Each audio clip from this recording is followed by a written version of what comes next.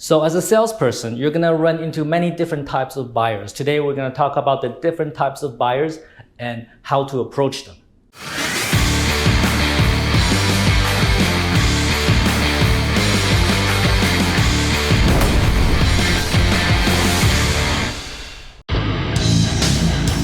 You know, if you're in Vietnam and want to know about business, actually, if you're anywhere and want to know about business, you might want to check out Tom Peng.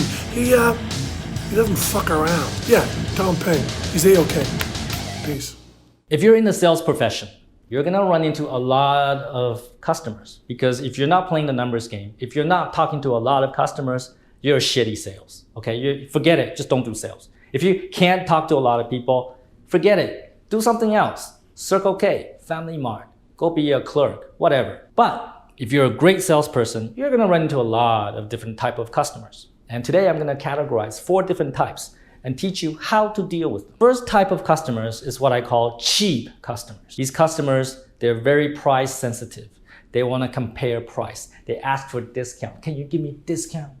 Can you give me some 10% off? Ask your boss to give me a discount. Can you not charge me VAT? Those are cheap buyers. Depending on what you sell, I don't like to sell to cheap buyers. And especially in my business, I don't want to deal with cheap buyers because those are the most disloyal customers. They will go to the cheapest vendor anytime, right? They're not loyal to you. They will go to the lowest price. Generally, what I do with cheap buyers is I don't deal with them. If I know they're cheap buyers, back off.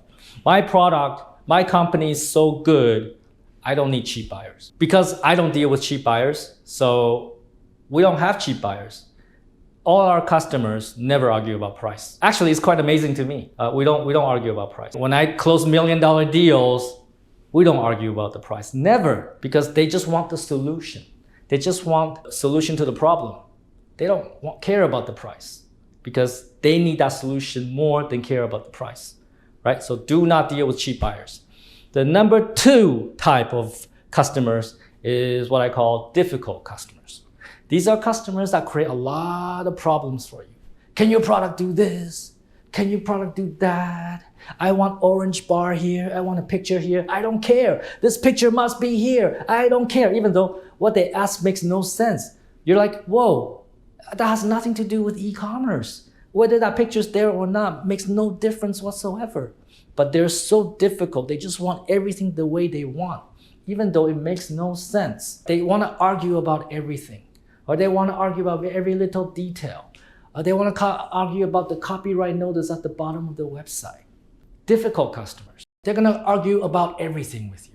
Those type of customer, basically, bing, bing, right? I don't deal with them. Sometimes we run into them.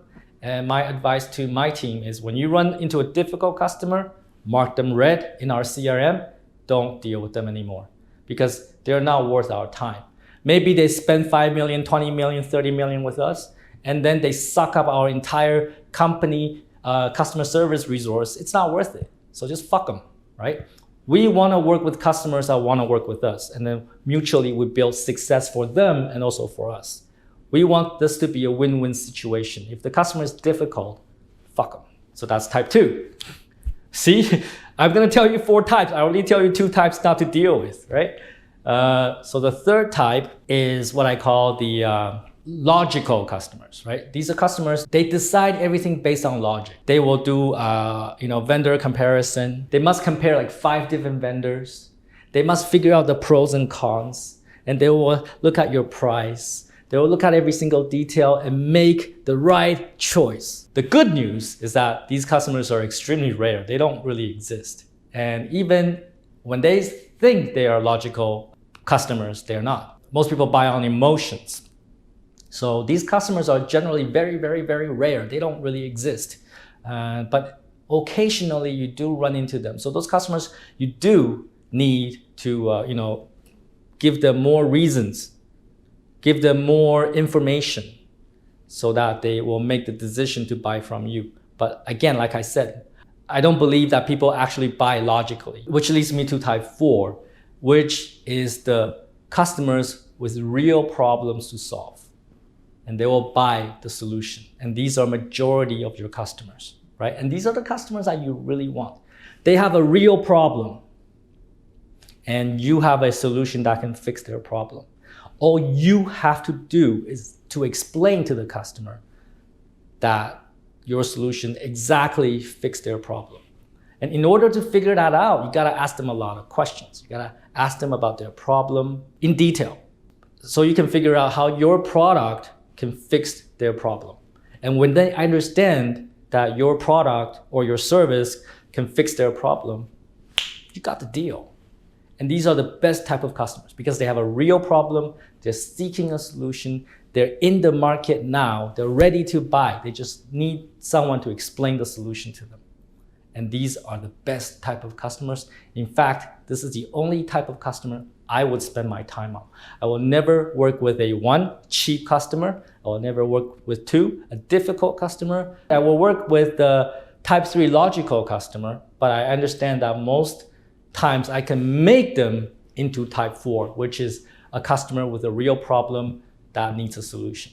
So a customer with a problem that needs a solution that you can solve is the best type of customer that you should pursue after, and you will close that deal. Take some fucking action and don't be a fucktard.